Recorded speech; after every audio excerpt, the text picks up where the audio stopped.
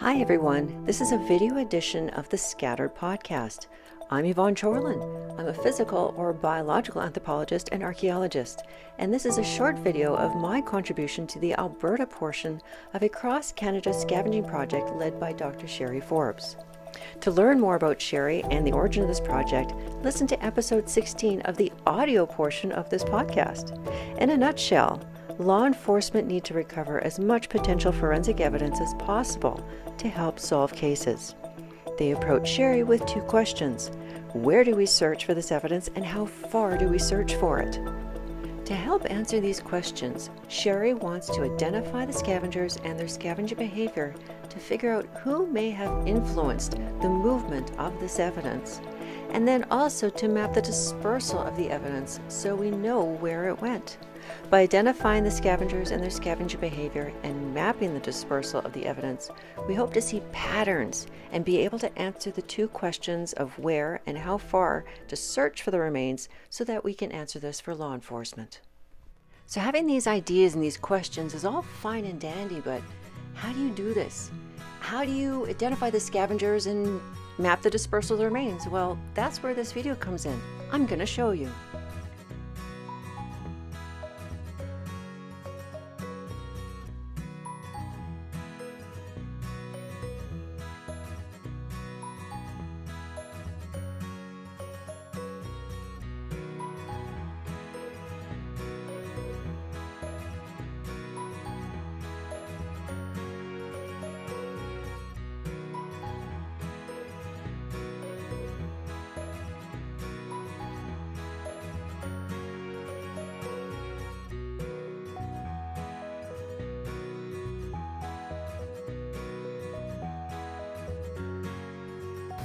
Today is August 12th, 2022, and this is the Nanton open site. We are west of Nanton in the foothills of the Rocky Mountains, and this is our open site. As you can see, we're in a less canopied area. There's an open spot where you can see the sky.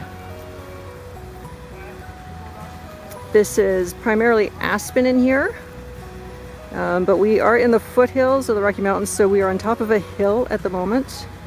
So we've got grasses, wild rose, aspen, immature aspen, what have you here. So behind me is north. That is to the south. Mountains are to the west there. So we've got a camera here, camera there, and camera over there. We've got three cameras. There's our pig with two trackers, one on the forelimb, one on the hind limb. And we've got a stake with some survey ribbon on it to indicate where the head is, and hopefully that stake will stay in place once the scavengers have started their work. So again, we'll just do a back shot here. So there's a camera over there. There is a camera here. So camera here, camera over there, cable, tying the pig down, and camera right there. And aspen open to the sky, and we've got a trail and fence line there. While the pig was being set up and Sherry was setting up the cameras, I took notes and photographs of the pig and the surrounding area, and I made a sketch map of any topographical features including fence lines, buildings, and roads. Then we set the cameras and we left and waited for the scavengers to show up. It took a couple weeks, and the first scavengers we saw were a bear and a coyote. The bear seemed to win over, and despite the cows, stayed. This cinnamon cub stayed and parked and scavenged for quite a few days.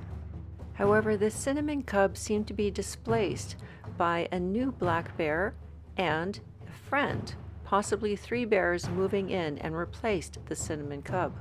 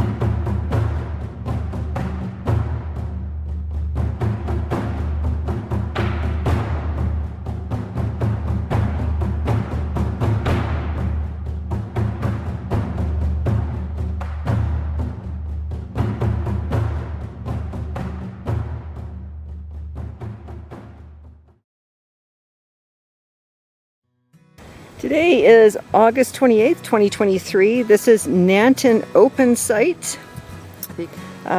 Sherry and some Calgary police personnel came in at the end of September, and I believe that they collected the trackers at this site as well as the cameras.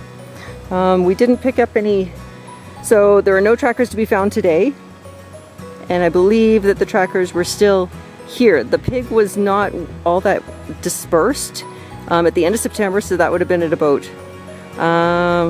is it 2 months, a month, almost 2 months since the pig was out here. The pig was not all that well dispersed, as far as I know from what Sherry says. She collected the trackers and the cameras at that time, and I believe we had a camera somewhere over here. The pig was cabled there, and we had a camera here. There, this is the original deposition point. So you can see we have still, about over a year later, we have still body staining and dead vegetation around here. We had ribs, quite a few ribs, some vertebrae, but also some long bones here. 2 femur, humerus, and an ulna, I believe, was here. And I believe we had a fib as well in that direction. So that is south, north, east, west. So where you can see the light there's another tree line there, and then it slopes down. And there's some dispersion in there. Let's see if you can see the flag in there. There we go. You see the flag in there. It seemed that a hind limb was drug in through there, because we found some a tibia and some metatarsals and some phalange in there. In here we found both os coxa, the pelvis, scapula over here, and some vertebrae. So not a whole lot was found at this site. I'll have to analyze the data. When I did an inventory on the remains we recovered about 1 year after we deposited the pig, I found that we had recovered about 15% of the skeleton. This was less than we had hoped, but it was within range and compared well with the other sites that we had. When I looked at what types of bones made up the remains we recovered, I saw it was mostly vertebrae, ribs, and limbs. So what do we know so far? At this site, our main scavengers were bears and birds. We had bear activity within the first week of deposition and continued to have bear activity for quite a few months afterwards. The bears seemed to displace each other and continue scavenging. Because of the cattle in the area, we didn't notice any trails before or after the scavenging. The remains were dispersed a little bit to the north and a little bit to the south, but were mainly clustered around the original deposition point, and this would coincide with what we observed with the bear behavior when they parked and scavenged at the carcass. Scavengers, like the bears, seemed to be usurped by other scavengers. We saw the cinnamon bear cub usurped by other black bears. We recovered about 15% of the skeleton, and the remains we covered closest to the original deposition point were vertebrae, ribs, and limbs. We also recovered both trackers, one from the hind limb and one from the forelimb, both close to the original deposition point within 2 months of deposition. What have we learned overall across all our sites? We learned that our main scavengers are coyotes, bears, and birds. Game trails can be created or used by scavengers to access the carcass and to disperse the remains. We learned that sometimes there is a difference in the number of remains observed at the preliminary search and the number of remains collected at the final search. We also learned that we mostly collected vertebrae and ribs. This video wouldn't have been possible without the study led by Dr. Sherry Forbes.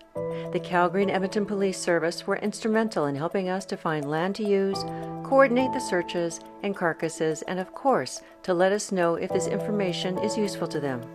Many big thanks to the landowners and pig growers. We couldn't have done this research without you. To find out more about this study, tune into my podcast, Scattered, One Person's Search for the Story Behind Human Remains, available on your favorite podcast platform.